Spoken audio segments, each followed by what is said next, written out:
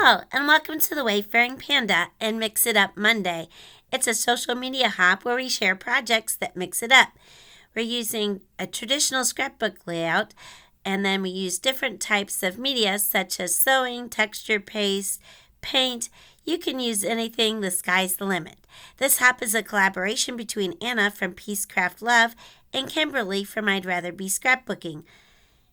And this is on YouTube, but anyone is welcome to play along. You post the inspiration sketch on the last Monday of the month, and then the hop takes place on the second Monday of the month.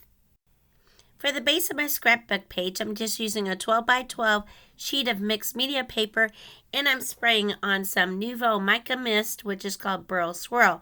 And I've put it into a new spray bottle because the original one is clogged. I let the page dry overnight, and I tried to flatten it out with some things on top, but you'll notice there's some kind of maroon markings on the side, so I don't know if the page was still a little bit damp when I put something on it. So I'm not sure. But I do end up using some paper that has that kind of color in, so hopefully that kind of blends in anyway with the mixed media, which is kind of supposed to be messy anyway. I'm going to be scrapbooking some pages from our trip to New Hampshire and Maine. So these are some photos that I took at McGurk. So we went to this restaurant that had seafood, but it was kind of an Irish pub also. So I'm trying to put those two concepts together by using this Uncharted mariner, and I'm splattering that on with my fan brush.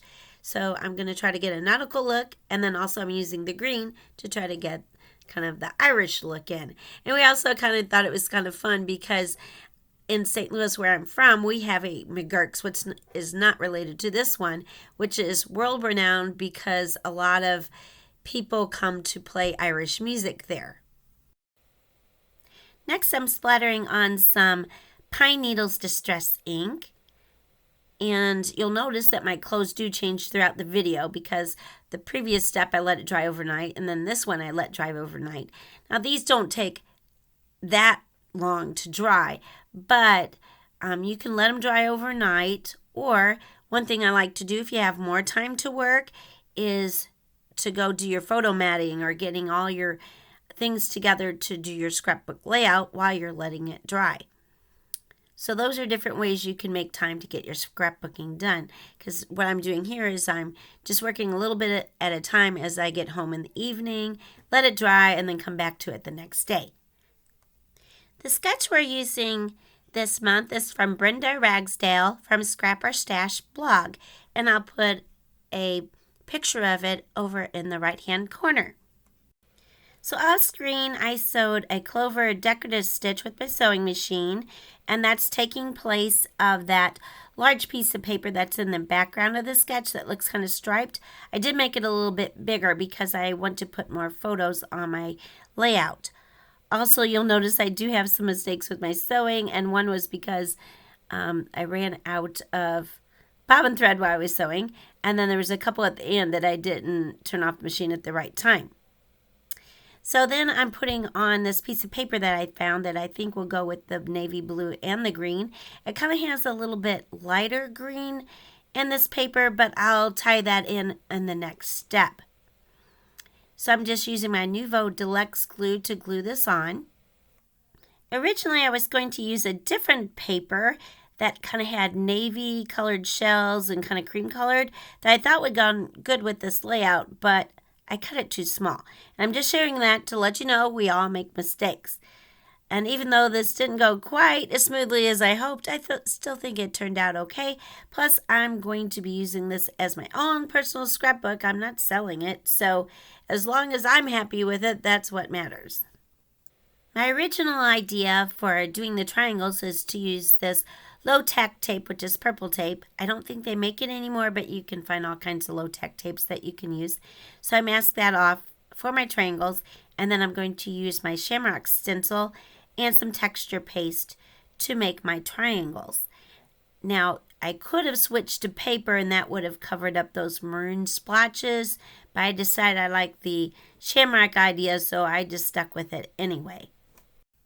Originally, I was going to try to use this Nuvo embellishment mousse because it's old and I wanted to use it up before it dried out, but as you can see, it's way too dried out, so I don't use that.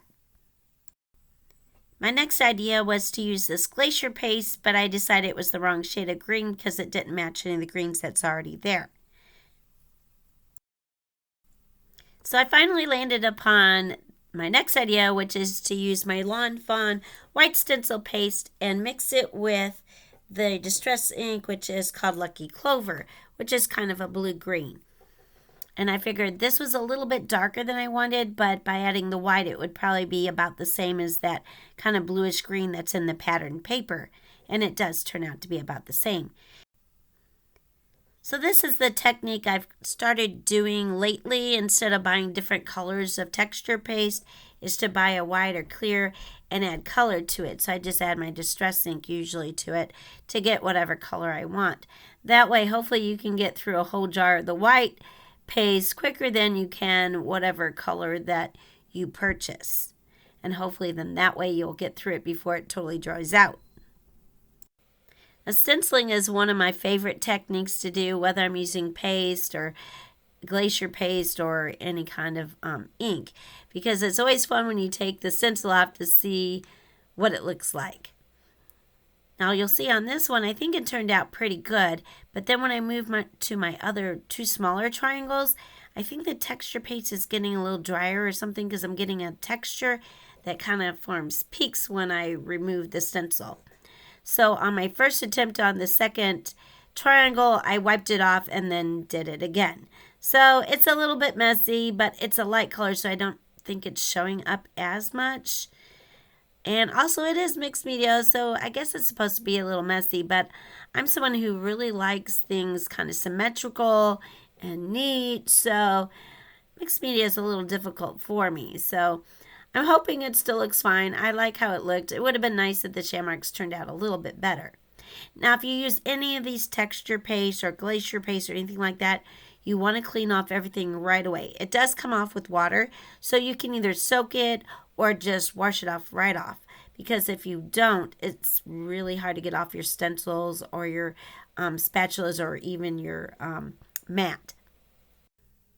I went ahead and trimmed my photos and matted them on some navy cardstock off screen so you didn't have to watch me do that. And I also did my journaling. And now I'm just arranging my pictures kind of how they are on the sketch. So I'm using these kind of two smaller rectangles to make the one big picture on the left-hand side. Now I'm not doing a title because the picture on the right kind of has the title, Welcome to McGurk's.